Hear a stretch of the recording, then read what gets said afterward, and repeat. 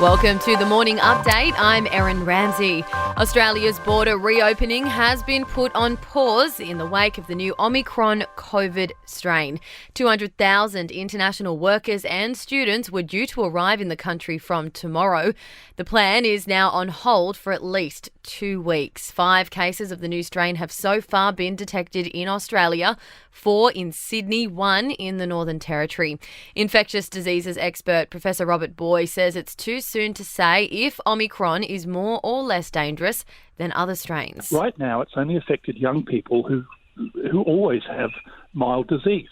So until it gets into older people who are at risk and vulnerable, we won't know how severe it is. Meantime, the new variant has prompted calls for more vaccines in developing countries. The World Health Organization's Tedros Ghebreyesus says everyone must be protected. No country can vaccinate its way out of the pandemic alone. The longer vaccine inequity persists, the more opportunity this virus has to spread and evolve in ways we cannot predict nor prevent. The sex trafficking trial of British socialite Ghislaine Maxwell is underway in New York City. It's alleged she helped convicted pedophile Jeffrey Epstein recruit, groom and abuse girls as young as 14. If found guilty, the 59-year-old faces up to 80 years in jail. And pioneering Aboriginal actor David Gulpili has died of lung cancer at the age of 68.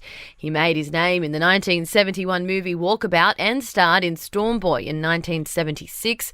Gulpilil's last film was a documentary about his own life, My Name is Gulpilil, which was released earlier this year. To sport, Matilda's coach Tony Gustafsson is assuring his side won't be making the same mistakes when they take on the USA in their second match tonight in Newcastle. Not just the defending and the back line, but also team defending is to feel a little bit uncomfortable and uncertain and that stress and pressure going into the game. And that's what we want to learn and get better at to be able to perform on the home soil in the World Cup. In their first game against the USA, the Matildas lost 3-0. Novak Djokovic's father is accusing the Australian Open organisers of blackmailing his son to meet the tournament's COVID restrictions. All players must be fully vaccinated to take part, but Novak wants to keep his vaccination status private. And former footballer Darcy Lussick is stepping in to replace Josh Alloway in next month's boxing bout against Paul Gallen.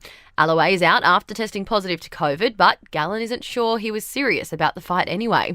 In entertainment news, the real Gucci family aren't a big fan of their portrayal in the new House of Gucci film, starring Lady Gaga and Adam Driver. They've released a statement saying that it is an insult to the legacy on which the brand is built. Mel C has axed the European leg of her solo tour as COVID cases continue to rise there. The Spice Girl was due to kick things off in Madrid early next year, but now says she's pulled the pin on all her European shows as a precaution.